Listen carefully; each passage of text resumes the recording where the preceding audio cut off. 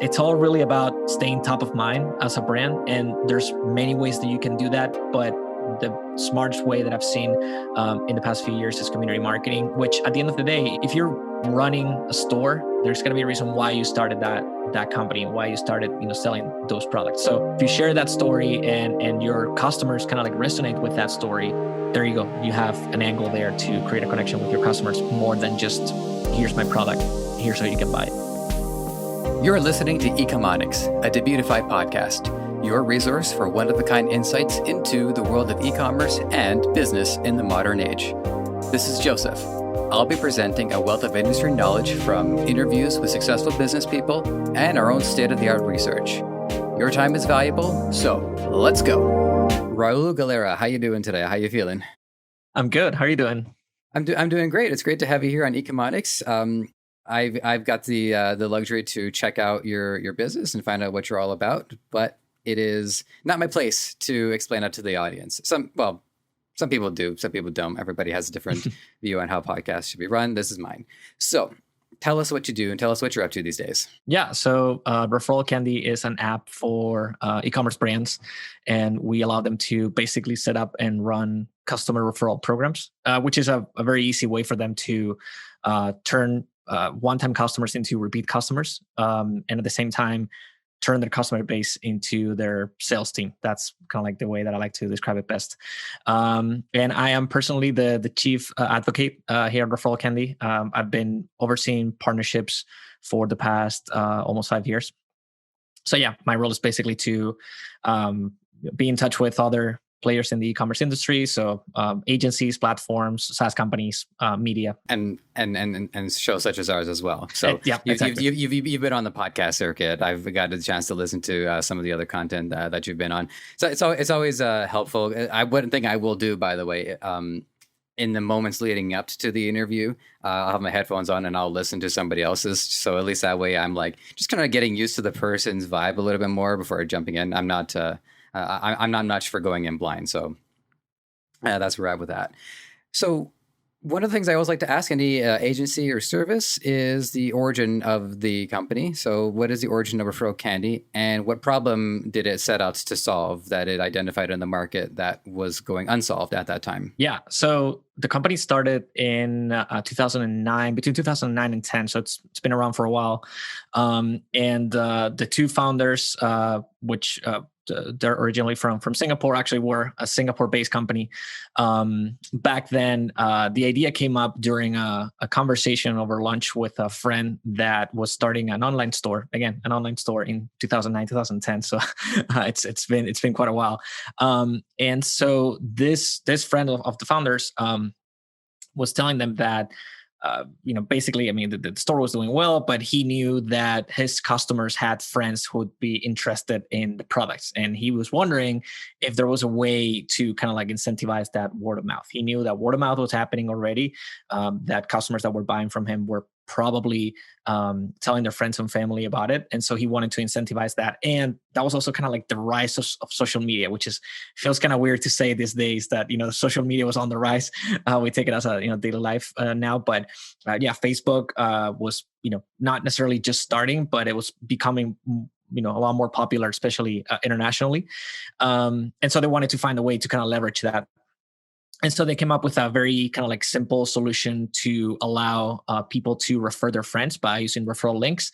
And that was the origin of the company. And fast forward to today, we are a company with about 50 people in several countries.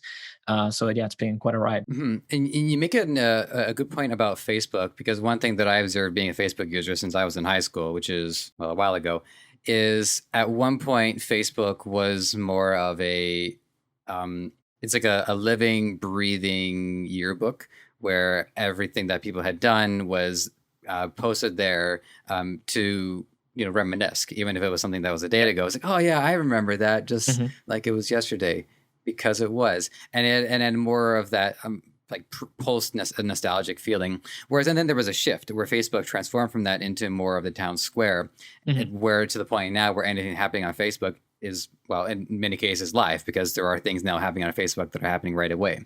And so what I'm seeing is a similar path with this company. And I guess a lot of other different e-commerce brands, someone in the space, are recognizing that the internet is going from passive and strictly like a referential material or utility for people who were using it online at the time, to more like an active, when now people are actually pursuing a lifestyle based off what they do on the internet, especially with the emergence of social media. Yeah, I mean, and also, I mean, that's definitely been part of the growth of, I mean, not necessarily just our company, but, you know, e-commerce in general. I mean, yeah, and the fact that, like you said, people that, you know, can start, you know, doing, earning a living in, just by, you know, participating on social media, by having an account where they are, you know, kind of like experts on a very specific field. I mean, I always like to say that there are influencers for absolutely every niche out there. And so you don't necessarily have to be, you know, the kind of like the famous actor, famous athlete, or, you know, the guy that's posing in front of you know, an expensive car to have thousands of followers. That has definitely helped. I mean, there's an entire kind of like marketing industry around influencer marketing, referral marketing, obviously. It's part of that, because at the end of the day, we're talking about recommendations. These people are famous on social media for a reason, and they have a reputation on live, but also as a person that they need to they need to kind of like maintain that reputation. And so that also comes with the type of products that they're recommending.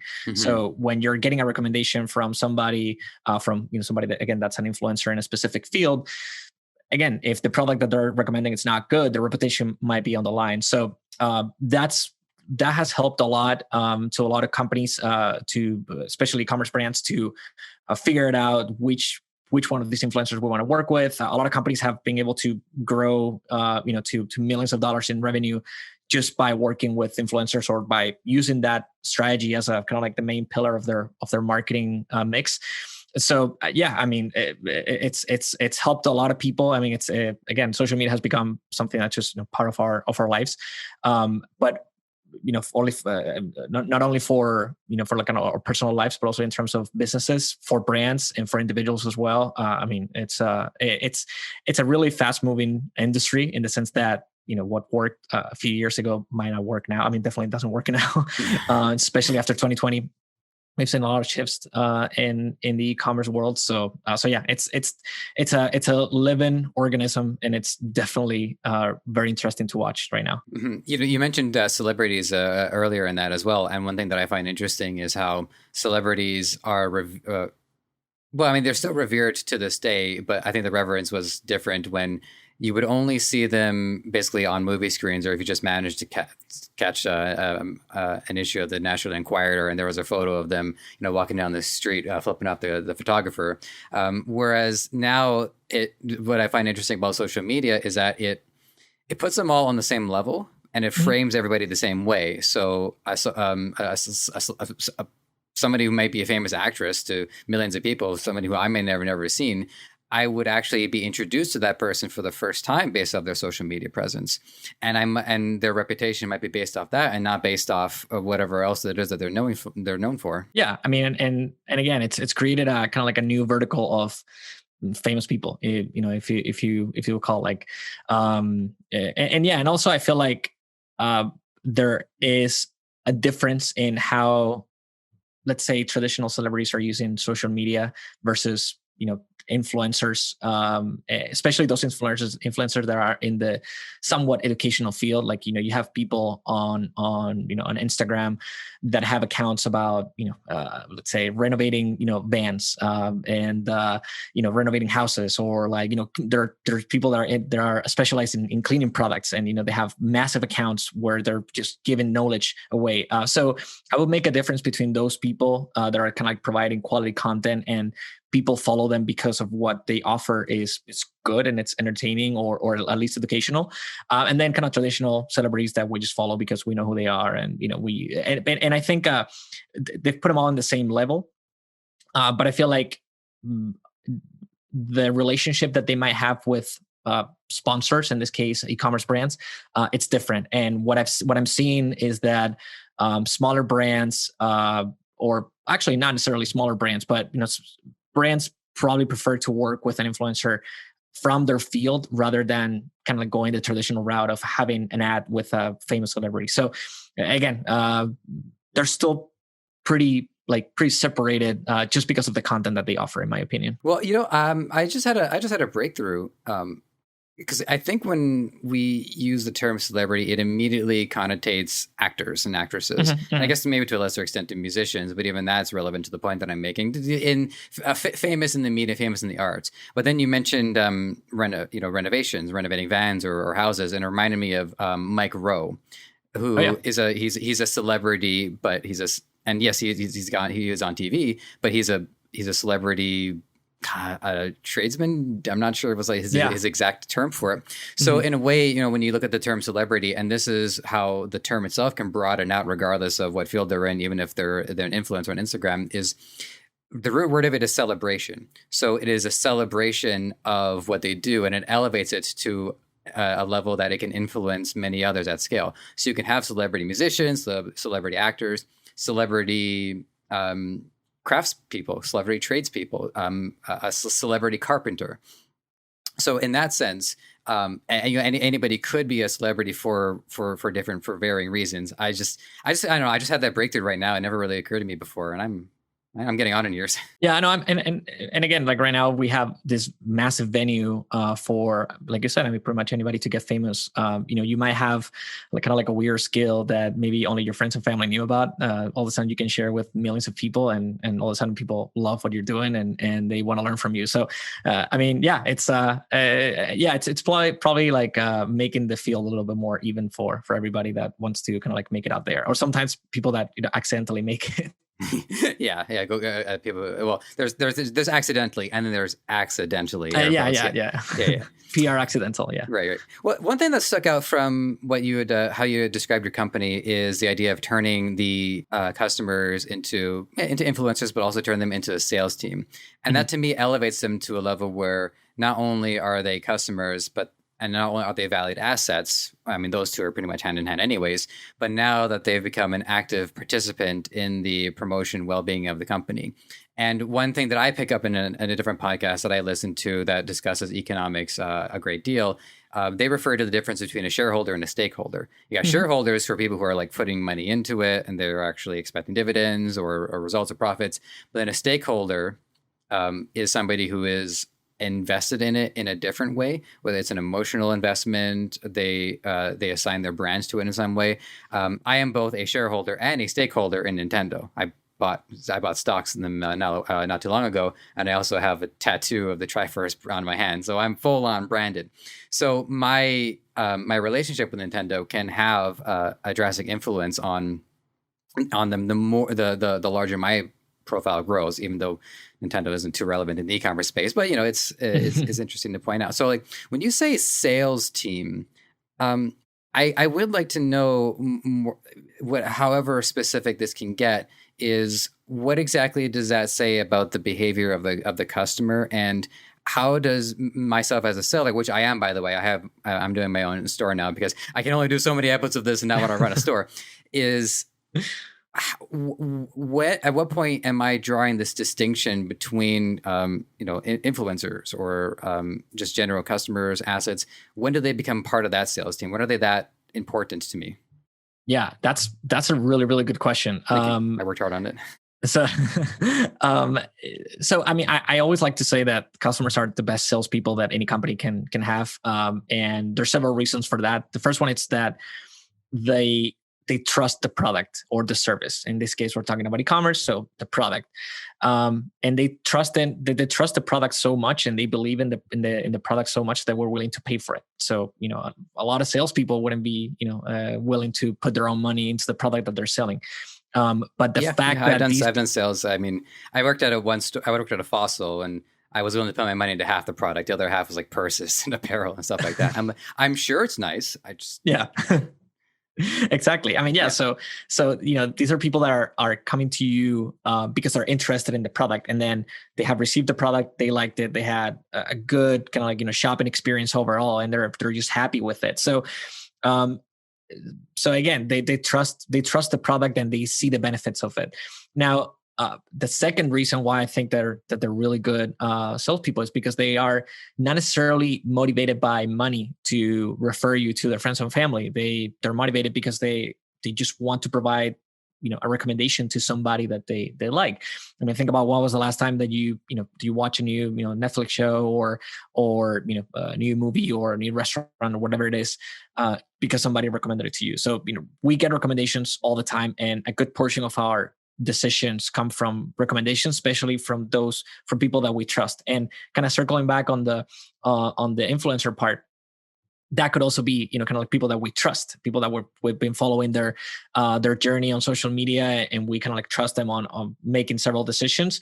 And we might make a product decision based on something that we've seen online from somebody that we think that knows what they're talking about. So that'll be the second reason. And then the third reason is that the audience of your customers, which are friends and family, don't see that person as a salesperson. They see them as a friend or a family member. So, and they know that person's not going to recommend them something that it's not going to be useful for them, just because they're getting a discount on a future purchase, or just because they're getting cash. So, I always like to say, and this is something I tell brands when we have demo calls, is that if you are a store that has a good product, and you have kind of like a successful brand and an overall good shopping experience, and your customers are happy buying from you, you are already getting referral sales. Like, you already have word of mouth happening in your store, because people naturally share what they do, and shopping, it's part of what we do. And especially after 2020, it's something that we do a lot. And so what our referral program can do is to incentivize those people to go out and refer even more, because you can ask your customer base, will you be willing to refer us to your friends and family? And 80% of them will reply yes, but only about half of those will actually end up doing it. And that's not because they don't like your brand, just because they're just busy. So having a referral program that automates the whole process and kind of like reminds them about the program and notifies them about ways that they can refer and everything, makes it a lot easier and makes conversions a lot higher. But the concept of referrals, it's just something, it's organic. It's part of our human nature, basically. Yeah. And I'd like to touch on the psychology of that for a moment, just so that we can help our audience understand on a deeper level where this motivation comes from. And I'll use myself as an example, because I love throwing myself into the crucible, which is, what I've wanted for years was a soda stream. You know what it is? Yep. Yeah. And we finally got one a week and a half ago, and I have been carbonating my beverages nonstop ever since. And I'm just thrilled about it, and I enjoy talking about it, like I'm doing right now, and I'm talking to my friends about it, and I next time I talk to my mom, I'm like, Ma, I'm telling you to get this, you gotta get it. I don't know if I'm gonna get like referral code out of SodaStream, but the reason why I'm doing it anyways is because I want to validate my own decision as well by comparing it and by confronting it with other people. I think that there is also a reluctance, say, like if somebody is into a particular brand of music and they're shy to share it, then if somebody says, well, your music is trash, then actually that can really hurt, and it invalidates their decision. Or in some cases, redoubles their resolve, because maybe the outsider is part of the appeal. But that's getting into a level of psychology I don't really want to go back to. So there's that element there. It's just that positive validation for it. And I think there's also, and this credits to my my YouTube counterpart Connor, who introduced me to the concept of recency bias, which is when a purchase is fresh on somebody's mind, or an acquisition is fresh on somebody's mind, especially the first time that they've gotten it, as opposed to maybe something that they get routinely, like, well, I mean, I subscribe to Quip, so I get new toothbrush heads every 3 months. So, my enthusiasm is at the highest point, and maybe not by like the sixth time I've gotten a toothbrush head. Now it's gotten to the point where I'm like, ooh, mail. Oh, it's the toothbrush. Great. Gee, thanks. Yep. So I guess some of this will have to do to turn this into a question towards you is that recency bias, is that, the time of purchase, that would probably be the most critical point to capitalize on the enthusiasm.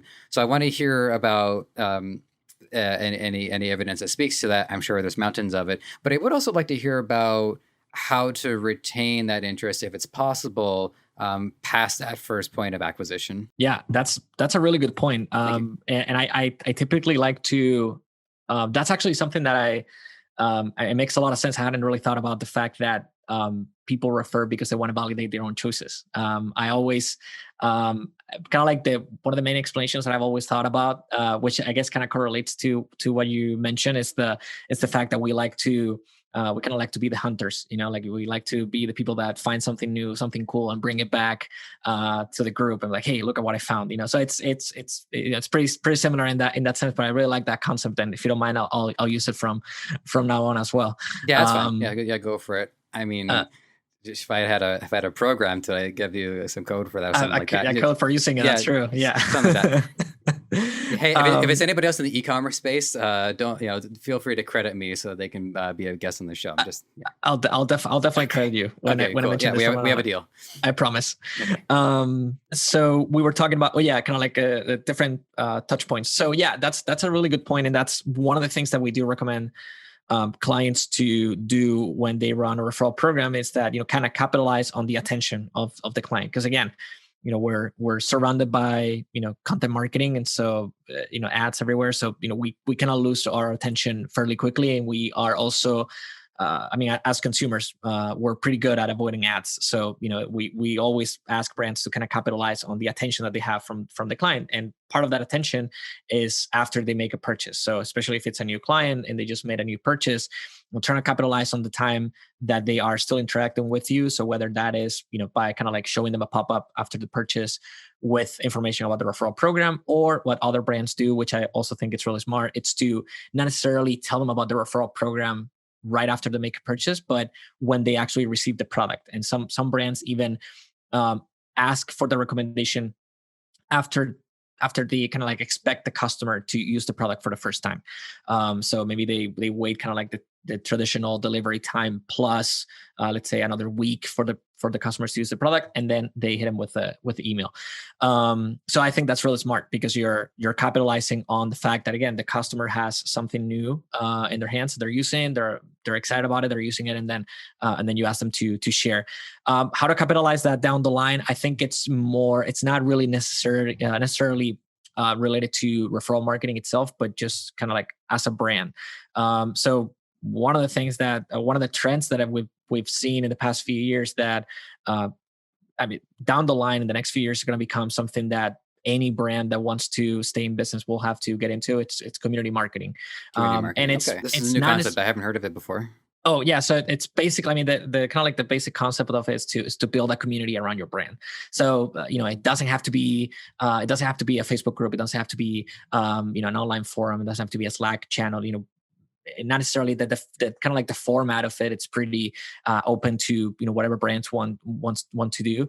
But it's about the idea that all of your customers, and now I'm speaking as a brand, all of your customers have something in common. So if you are selling, I always give the same example. If you're selling basketball clothes or basketball shoes, all of your customers have something in common, which is the fact that they like basketball. So if you're going to produce content, or if you're going to kind of like put them in touch with each other, create a community, like an actual community around your customer base, it has to be about basketball. It's not going to be about your brand. It's not going to be about your products. It's not going to be about your deals and promotions and Black Friday or anything like that. It's going to be a community where people can share content about basketball, discuss basketball, and just kind of like share that those interests that they have in common. So it's not necessarily about the company itself.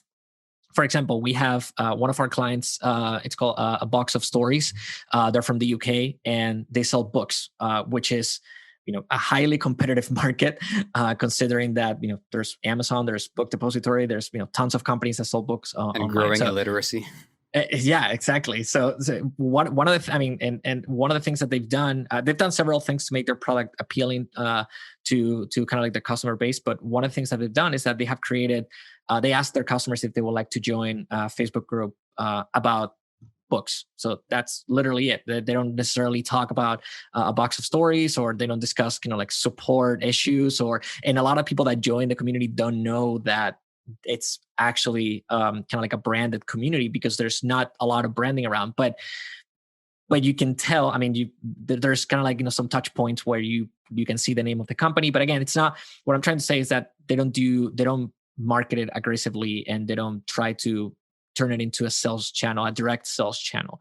It's just a community where people that like to read, discuss books, which is great. And at the end of the day, a lot of those people will end up either becoming customers, or if they are customers, will probably stay around for a while because they resonate with the brand and they like what the brand's doing.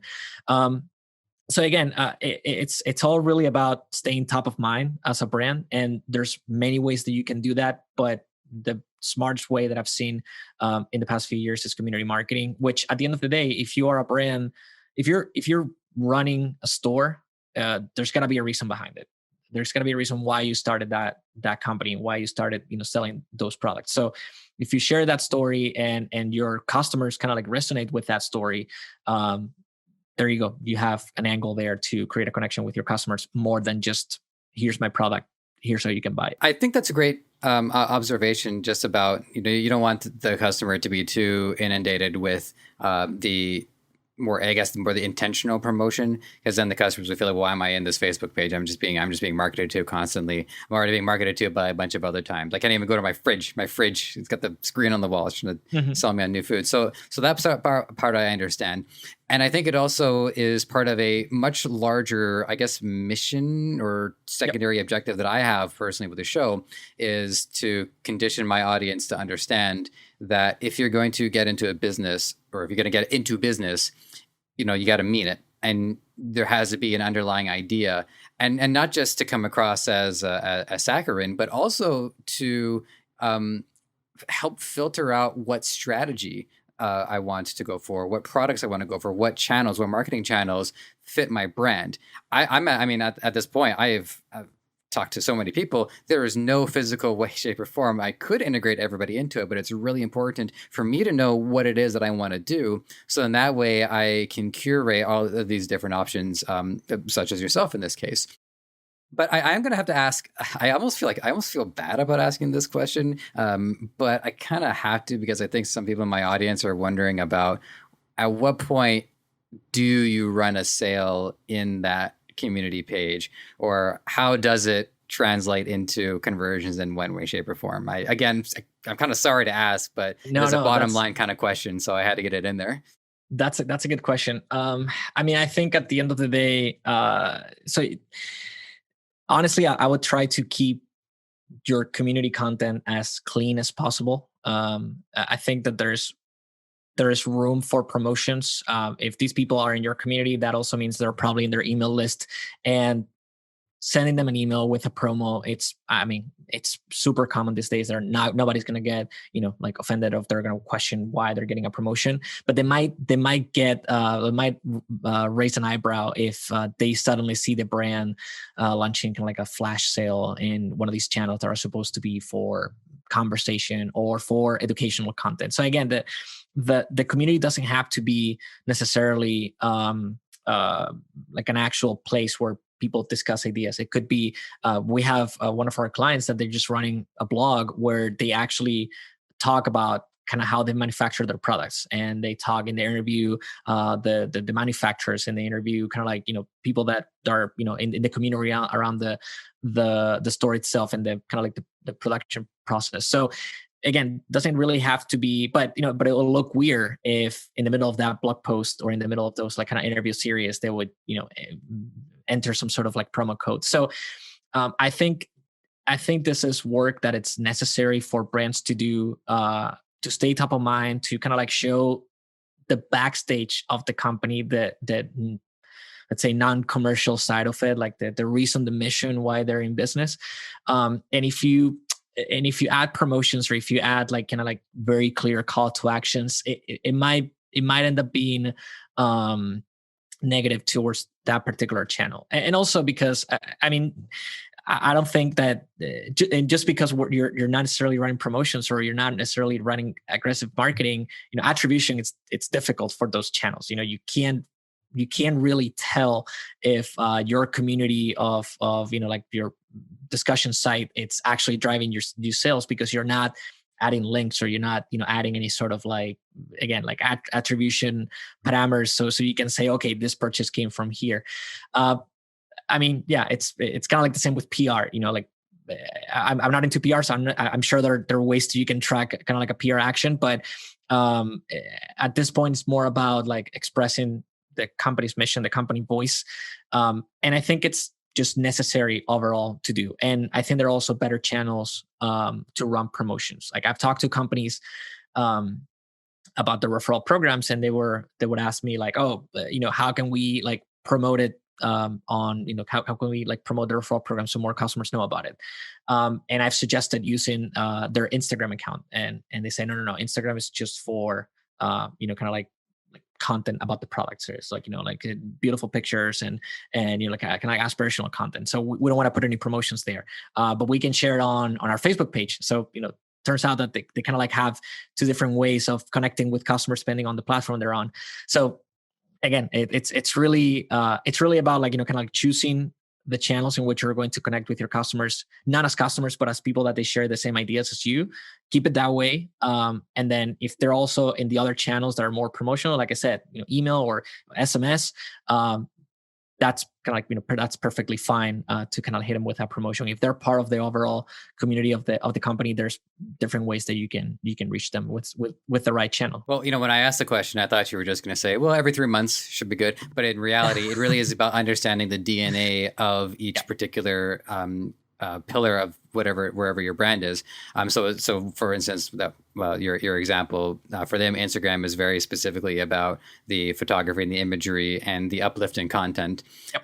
I guess the story wouldn't be such a bad place because it's impermanent anyways. So it's not like if I go to an Instagram page and I'm scrolling through all the photos, I don't want to be inundated with all these promotions. I'm just going to feel like, okay, well, this is not really quality use of my time versus seeing a bunch of beautiful photos. But on the stories, and honestly, just in order to do my market research, that is where I do the majority of like just keeping tabs of what e-commerce brands are doing right now is my Instagram stories. I'm already in the habit of it. I already do it anyway. So I just kind of, I just come to expect it from there.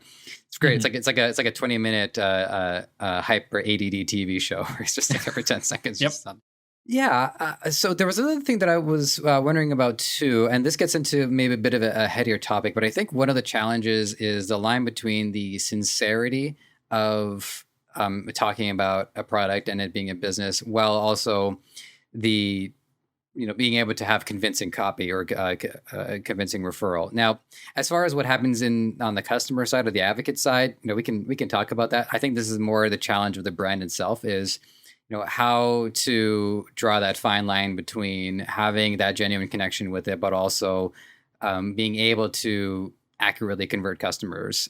Now, to be fair, I don't think this is totally 100% what the problem ReferralCandy is out to solve, but I would like to hear your take on it anyways. Oh yeah, no, I always kind of like have the same answer because this is something that comes up with when I talk to sure. brands.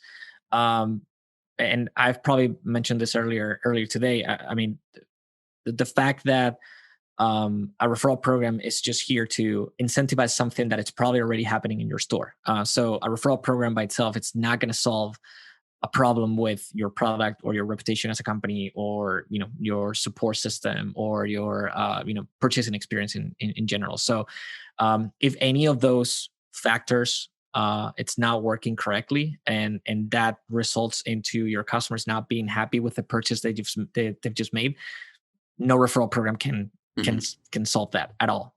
So a referral program is something that if you look at the post-purchase cycle, it's something that comes up after after you're sure that your customers are happy with the purchase they've just made. And even if something went wrong, if you have a support system that's there to help them and kind of like proactively solve their problem, they'll still be happy. And it's possible that even if they didn't like the product, or even if the product wasn't for them, but they had kind of like an easy return, kind of like product return process, those probably still recommended because the overall transaction was satisfactory on their end. So yeah, it has to do more with, if bottom line is if you don't have a good product, if your customers are not happy, you gotta fix those problems first before you consider about having a referral program solve it for you. Because also, as I mentioned earlier, no customer is going to refer you to a friend or a family member if they didn't even believe in the product in the first place? There can be a point where it gets a little bit too positive, and there's and I'll give you a specific example. So I'm using. I'm not even going to say the name of the brand because this is how worried I am that I might do them some damage instead of doing them some good. So I'm using them for about a year. And some of my long time listeners might figure out who it is. And I ordered a comparable product for my girlfriend, but it wasn't a good fit for her. And I think some of this had to do with the product and COVID worries and shipping back and forth. They said, you know what, we'll give you the money back and you can keep the product. And I said, oh, all right, well, my Mother's Day gift is sorted out this year, I suppose. and I haven't told anybody because I don't want anybody to take advantage of that. I don't want anybody to say like, oh, okay, well, I guess I'll just order it too. And I'll just say, I don't like it. I mean, I guess they have my purchase on file. And so they know, okay, well, this guy, he's purchased from us in the past. So they can cross-reference that. But what if they didn't? So have you any experience along those lines where maybe like somebody got like a little bit too generous, or just like finding the right balance between what exactly rewards, which we should get into, by the way, which is what are some of the ideal rewards that we want our customers to have as a takeaway.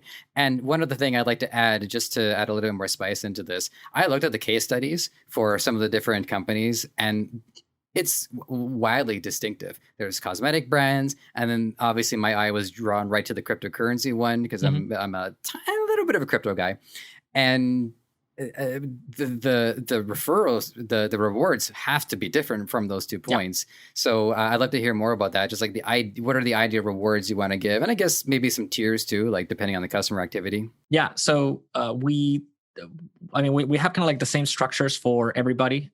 It's just a matter of like what the actual reward looks like on the brand. Like, what if they want to get a percentage off, or what, how much or how big of a percentage off they want to give, or if it's like a fixed dollar amount. Also, what dollar amount they want to give as a discount, or if they want to give cash.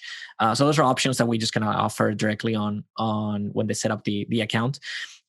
So as a rule of thumb, and without really getting too deep into like each specific customers, but for anybody that's listening and just wants to get kind of like an overall recommendation, what I like to say, or like what I would like to to recommend, is that you tie your rewards to your customers' purchasing behavior. So if you have customers that are, let's go back to kind of like the product actually. So if you're selling a product that your customers are buying or can potentially buy on a regular basis, it's more interesting for everybody to give them a discount towards a future purchase rather than giving them like cash.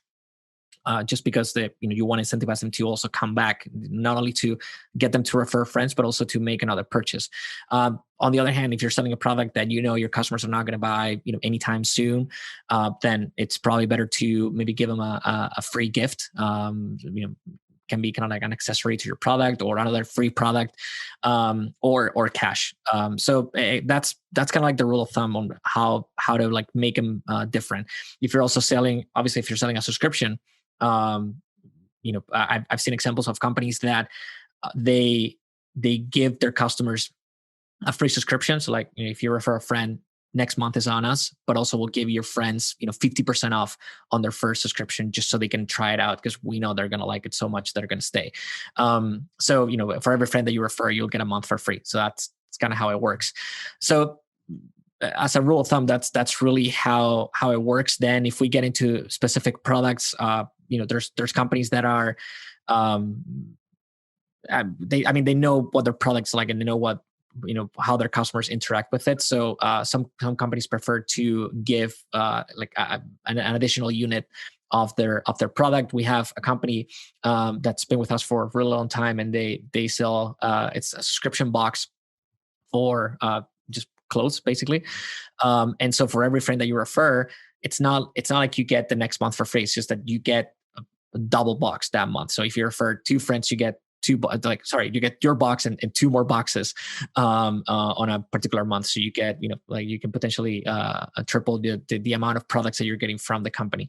So yeah, they're all pretty different. But I would say that that's kind of like the main differentiator between them. It's how their customers are interacting with the product, and then based on that, how much the company wants to keep them as a recurring customer, or if they just want to make sure that they're happy with every friend that they're referring and just give them something that will continue to incentivize them to do so. Okay. So out of all of the rewards, I'm personally, I'm a little skeptical about giving people a cash reward, and it might just because I'm putting this together in my mind. So maybe there's just like a key point that I'm missing, but I guess it sounds, it's funny because it almost goes back to the idea of like, treating them as a sales team. Well, now they're so much so that they're actually being paid for their work. So in that sense, I can see it working, but I'm a little skeptical about the relationship between that and maybe just giving somebody that discount at the point of sale. So I guess I just like to know, like, what's some of the data you can speak to that has proven that these cash rewards have actually yielded tangible results down the line. They refer to somebody else makes a purchase, you get the profit from that point. So I can see it working, but I would like a little bit more clarity on just how to make sure cash is working. Yeah. So, I mean, that's a really good point. And again, it kind of goes back to the purchasing behavior of each one of those companies. So we have a couple of case studies. So I'll start off by saying that that's not the most common reward. So most of our clients decide to go with either coupons. I would say coupons is the majority of our customers what they use, because they sell a product that they can. It's easy for the customers to kind of come back and buy it again. So if you think about it, there aren't that many stores out there, or at least it's easier to think about stores that sell a product you can possibly buy every, let's say a few times a year at least, than companies that are selling a product that, just so unique that you're never going to buy again or not anytime soon. So I'll give you two examples of actually case studies that we have on our website. So we have Critical Pass, which is a company that's been with us for forever, really. And they sell flashcards for people that are studying for, they started by creating flashcards for people that are studying for the bar exam. But then later on, they started doing it for a bunch of other exams. And the kind of like the particular characteristic of those customers is that once they buy those flashcards, hopefully they'll pass the exam. They will never need them again. So if they're going to refer their friends, getting a coupon on a future purchase of those flashcards, they're not going to have any use for it because they'll never have to buy them again. Right. And so they gave cash instead. And also because they are working with students that, they might not have an income, or, they might be working part-time, whatever, they might use the cash, and so that worked really well for them and still working really well for them. Another example that we have, and if there's one product that you buy, probably once in a decade, it's a mattress. So we've had several mattress companies running referral programs with us. There's one in our case study section, but we've had several of those, and they all had in common that they were either given a cash because, again, it just makes sense. You bought a new mattress and, you show it to somebody that came to visit you. Like, hey, look up, what we just bought. Like, it's great. Actually, I can give you $100 off on your mattress and I'll get $50. Because again, there's really no use of giving that person a discount because they're not going to buy another mattress probably anytime soon. So either that or some sort of like free gift, something that's maybe related to the product, but not necessarily the product itself, because again, they have no use for a second mattress in this case. So yeah, it like I said, the majority of our customers go with a coupon route, and then I imagine that there's also kind of like this underlying fear of potential fraud. So if you're going to have fraudulent activity happening in your referral program, it's better. If it's related to coupon codes rather than cash, like giving cash to people that are not necessarily, delivering, the right purchases or valid purchases or whatever. So for that, from day one, but especially in the past year, we have increased our kind of like our security levels, and we've put a lot of emphasis on our fraud management. And now we give a lot more tools for the merchants to identify potentially fraudulent purchases. We do have our own filters that prevent people from referring themselves or, kind of like different ways that they could potentially be kind of like tricking the system.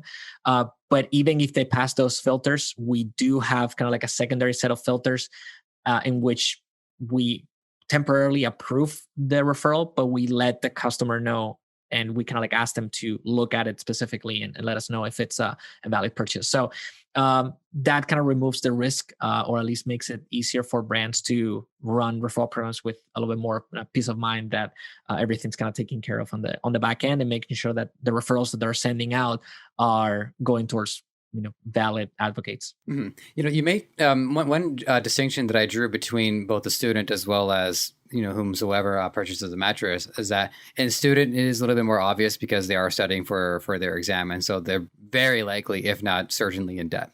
And I think there's a lot of similarities to whomsoever might purchase a mattress. I guess some of this has to do with where the mattress brands themselves, like if they're appealing to people who already own a home. But a lot of people are moving into a lot of places, and oftentimes they need to order a mattress to go with it. And so in a lot of their cases, they might have a lot of other purchases that needs to acquire as well. So I can see the logic there.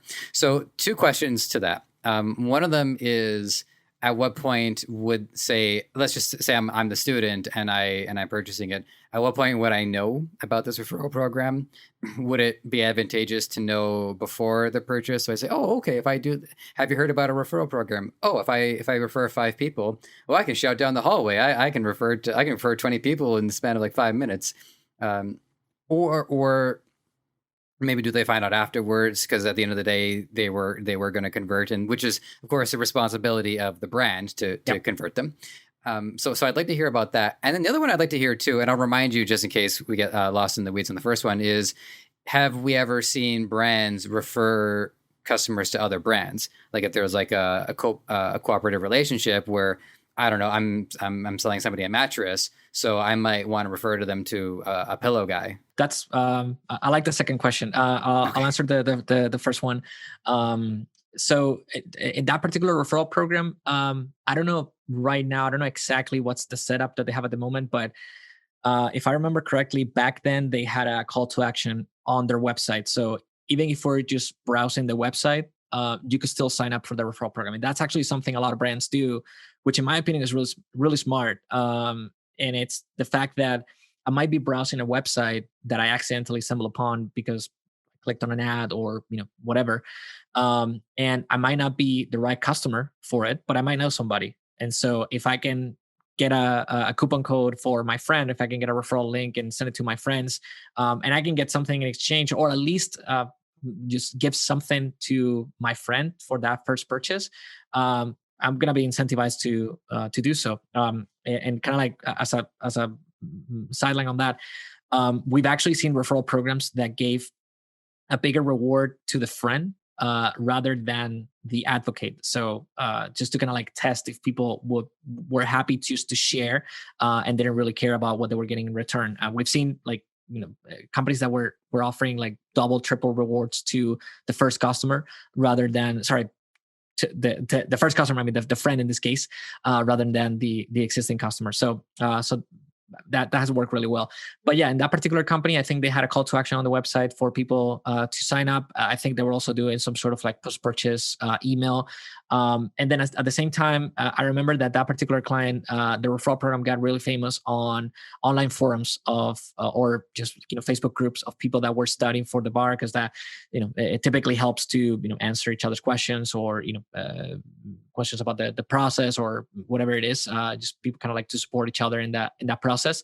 Those referral links actually moved a lot in those forums, and that actually helped a lot for the referral program because there were people basically offering discounts for a product that pretty much everybody in those channels needed. And then the second question was about companies working with each other. So that's actually something that we have been looking into, like potentially getting ourselves and developing some sort of product to help brands doing co-marketing together, or brands can like doing referral programs in which they can kind of like support each other. There are brands. I mean, I've definitely seen brand collaborations where brands, that sell products to the same audience, but they're complementary products, get together and run promotions together.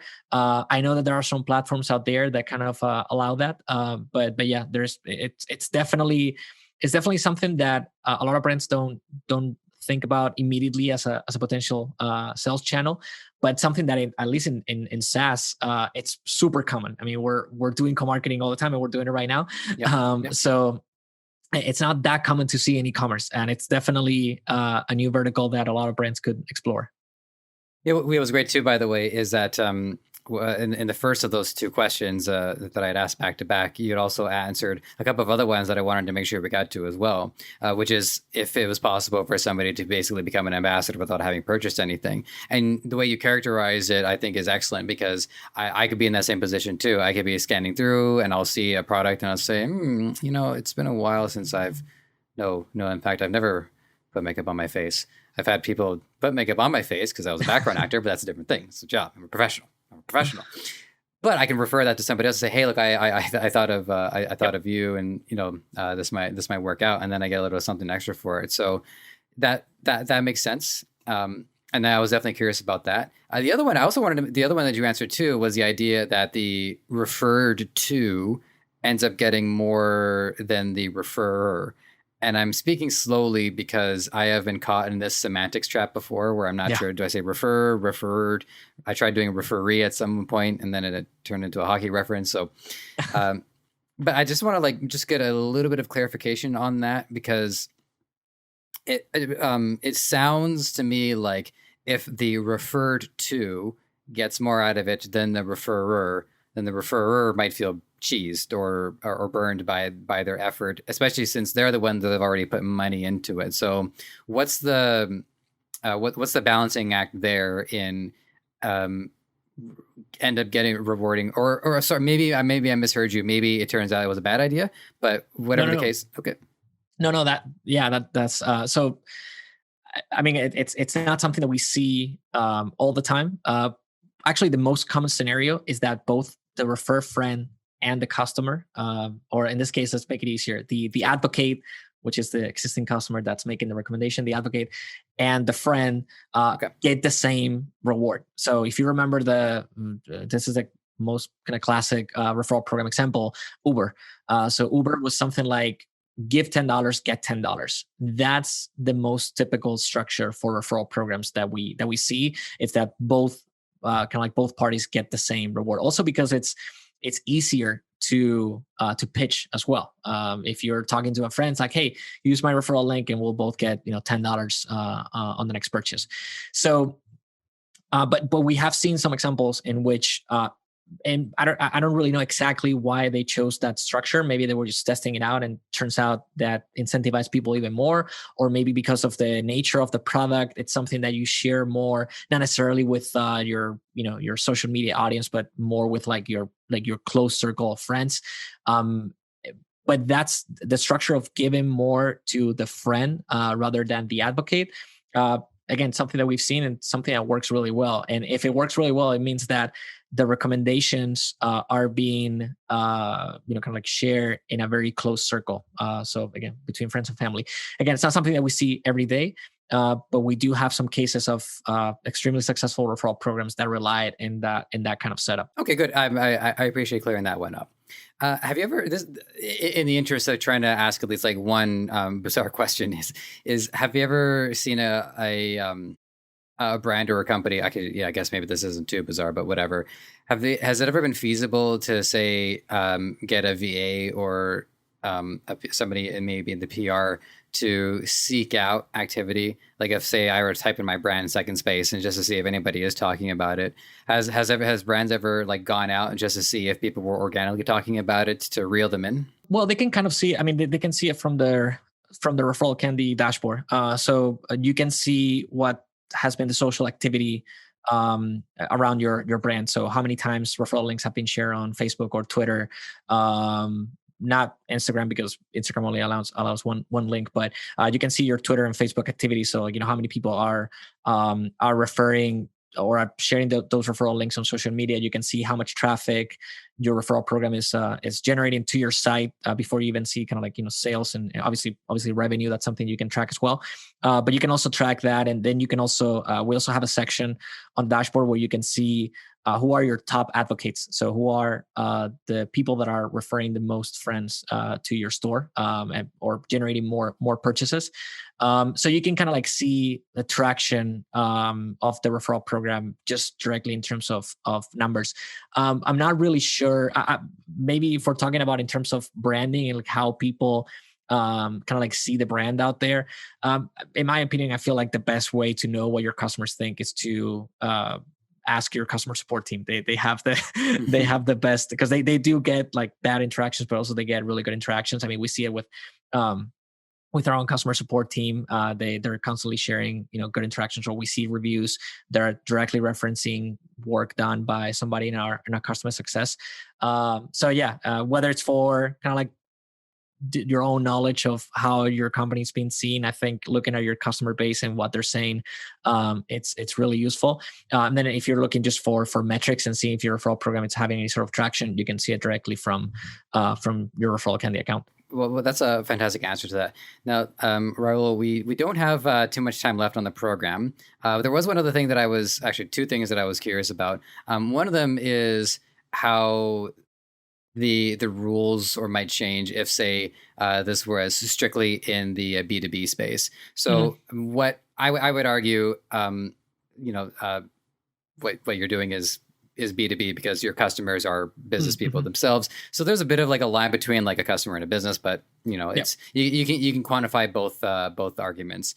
But if a brand was specifically like a B2B brand, have you seen, or is that part of like the ReferralCandy strategy to have you seen any major differences even on a cultural level for businesses doing referrals for one another? I don't know. I feel like it might be a bit different thing to set up a Facebook community for purely in the B2B space. So yeah, I was just wondering if you have any experience in that regard. Yeah, I mean the vast majority of our customers are on B2C, so they're e-commerce brands selling to consumers or direct to consumer brands. We've had, we do get inquiries of companies, and I personally talked to a lot of companies that wanted to use ReferralCandy for kind of like a B2B type of setup. And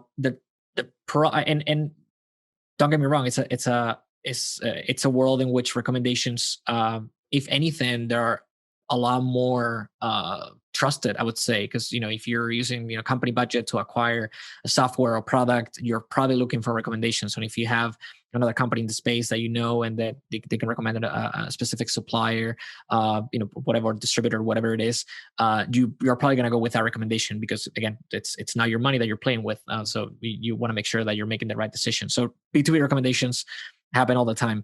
Now the problem, at least from the kind of like technical perspective, is that in the B2B world, a lot of interactions happen offline. So it's not as quick or it's not as direct as going to an e-commerce store, browsing products, going to checkout and making the purchase. It involves emails, involves demo calls, involves negotiation, different pricing structures, all that kind of stuff. So that complicates the setup for a B2B referral program a lot. Or at least doesn't make it as easy as it does it for e-commerce. And obviously the fact that we're optimized for e-commerce, if we do have brands selling to other brands and doing referral programs, but their setup, it's a lot more similar to an e-commerce brand than kind of like like a SaaS company. Okay, yeah, that's fair, and it ties back to the the very beginning of the concept of turning somebody who's a customer and having them have more of an active impact in the business. So it's a way of elevating them from a C space into a little more of like a C/B hybrid. So again, it comes back to, where the gray territory of like at what point does C stop and B begin? But the day everyone's conducting business, whether they're the purchaser or the supplier. So I'll leave it at that.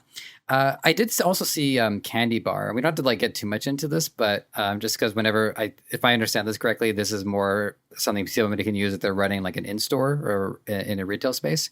So it is cool to see lines being created or bridges being built to help maintain the retail space as well. So how has that side of it been going? Have you seen businesses taking to it, and really, like, especially considering the last year, is how this has managed to help people out? Yeah, for sure. So we have we started Candy Bar in 2018, but kind of like 2018 was the first year that we were in business. And I mean, it's been going really well. I mean, obviously, COVID has affected it because the vast majority of our customers, all of our customers on Candy Bar are retail stores, so their activity got affected in one way or another. So we did see a drop in usage and everything, but we're happy to see that we're kind of like bouncing back to pre-COVID levels. So that's great to see, not only for the product and the company, but also because it means that activity is starting to pick up again. Something interesting that we saw during the pandemic is that so a lot of these stores might not necessarily have online presence. A lot of them starting to move into online presence. Obviously during the first couple months of the pandemic. But we have several features that allows them to kind of like pre-sell packages of or kind of like sell bundles of or promotions inside of Candy Bar. And that's something that they can, like, customers can like do remotely. So we saw some usage on that front, but yeah, I mean, the way Candy Bar works, and I'll go over very quickly, is that we allow retail or brick and mortar stores to set up and run customer loyalty programs. So we basically put the traditional physical punch card into your phone without having to download an app or anything like that. It just works directly on your phone's browser. So there's interaction at the store that needs to happen in order to be able to use it. It's not necessarily connected to an e-commerce platform or some sort of CRM. So yeah, the kind of like the usage of Candy Bar has been kind of following the overall trends of how COVID has affected different countries. Okay, well, I think it's cool to be able to really identify such a far-reaching, massive crisis, is putting it generously, with using the data that you've been aggregating, and you can see how the activity levels are parallel to, and this comes back to the core of what we established in the beginning. This is the core of human behavior. People like shopping, and we do like going out in person and shopping and having that in-person experience. So to see that through line accurately reflects basically everything else that goes on. That's I mean, what other product information can really be supplied? So that's an interesting takeaway there. So I think to our audience, there's certainly a lot here to consider. And I'm, for one, I'm really grateful to have been able to have this conversation with you. Definitely a lot for me to soak in and think about. I do want to make sure, just in case I didn't cover all the bases, in case there's a stone yet to be unturned, is there anything else you'd like to let us know about the company? Otherwise, we can let you go. Nothing. I don't think anything that we haven't covered. So once again, thanks for the invitation. It's been my pleasure. It's been a really, really, really good conversation, and I've also it's allowed me to think about referral marketing in some terms that I hadn't really thought about before. So, like I said, I'll credit you from now on. No, I mean, I'll just invite anybody to use ReferralCandy. I can send you kind of like a promotion for your listeners if they would like to try out ReferralCandy. But yeah, we've been around for 10 years. We're one of the leading companies in the referral marketing space, and what we allow is to brands of any size to run a referral program and potentially turn it into a profitable sales channel, which it's really important these days considering how expensive it's getting to acquire customers. This is a very cost-effective way of attracting customers. So yeah, happy to help any brands out there that are looking for something like that.